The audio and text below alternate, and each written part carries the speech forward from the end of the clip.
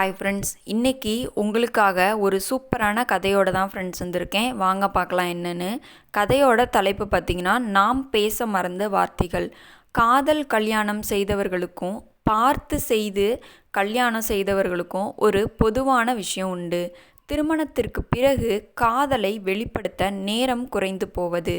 இந்த கதை காதல் இல்லாத திருமணம் அல்ல, பேசாமல் போன காதலின் கதை. சென்னையின் புறநகரில் ஒரு நடுத்தர குடியிருப்பில் அரவிந்த் ஒரு தனியார் ஐடி நிறுவனத்தில் ப்ராஜெக்ட் மேனேஜர். மித்ரா வீட்டிலிருந்து ஆன்லைன் டெய்லரிங் பொட்டிக் ஒர்க். திருமணமாகி 8 வருடங்கள். ஒரு மகள் அனு, வயது 7.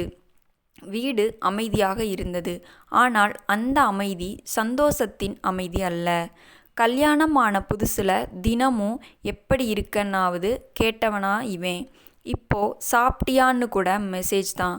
அவள் அரவிந்தை வெறுக்கவில்லை, ஆனால் அவனை மிஸ் பண்ண ஆரம்பித்தாள். அரவிந்தின் உலகம் டெட்லைன், மீட்டிங், கிளைண்ட் கால் எல்லாம் வீட்டுக்காகதான்னு நினைத்தான். டைம் இல்லை, மித்ரா புரிஞ்சுப்பாளேன்னு நம்பினேன். ஆனால் அவன் கவனிக்கல. புரியாத அமைதி மெல்ல மெல்ல தூரம் உருவாக்கும். அனு பள்ளியில் விழுந்து காயம். மித்ரா அரவிந்திற்கு கால் லிஃப்ட் ஆகலை.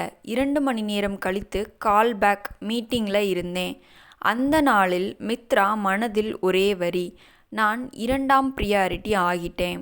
கபோர்டில் சுத்தம் செய்யும்போது ஒரு பழைய டைரி. திருமணத்திற்கு முன் அரவிந்த் எழுதியது. என் மனைவி ஒரு நாள் சோர்வாக இருந்தா. அவள் பேசாமல் இருந்தாலும் நான் அவளோட பக்கத்தில் உட்கார்ந்திருப்பேன். மித்ராவின் கண்களில் கண்ணீர். நான் உன்னை குறை சொல்லலை, ஆனால் நான் தனியாக ஃபீல் பண்ணுறேன். அரவிந்த் அமைதியாக, நானும் தான். எல்லாம் சரியாக இருக்கணும்னு ஓடிட்டே இருந்தேன். உன்னை இழந்துட்டேன்னு தெரியாமல். அந்த இரவு சண்டை இல்லை, அழுகை இருந்தது, சிரிப்பு இருந்தது, பழைய நினைவுகள் திரும்ப வந்தது.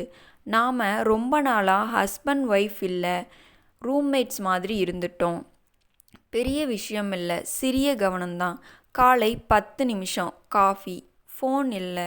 வாரம் ஒரு நாள் வாக், மாதம் ஒரு நாள் ஃபேமிலி டைம். அப்பா, இப்போ நீங்கள் அம்மாவை சிரிக்க வைக்கிறீங்க. திருமணம் காதலின் முடிவு இல்லை, அது ஒரு புதிய மொழி. பேசாமல் இருந்தால் அந்த மொழி மறந்து போய்விடும். ஆமாங்க, இந்த கதையில் என்ன சொல்ல வராங்க அப்படின்னு சொல்லி பார்த்தீங்க அப்படின்னா, நாம் பேச மறந்த வார்த்தைகள். அதாவது நமக்கு எவ்வளவோ வேலைகள் இருக்கலாம், எவ்வளவோ இது இருக்கலாம். ஆனால் நம்ம கூட இருக்கிறவங்க கூட நம்ம பேசுகிறதுக்கு டைம் கண்டிப்பாக ஸ்பெண்ட் பண்ணியே ஆகணுங்க. அதுதான் அவங்களுக்கு மனசுக்கு ரொம்ப மகிழ்ச்சியை தரும் அப்படின்னு சொல்கிறாங்க. இந்த கதை உங்களுக்கு பிடிச்சிருந்துச்சின்னா நம்ம சேனலை சப்ஸ்கிரைப் பண்ணுங்கள், லைக் பண்ணுங்கள். Bye friends.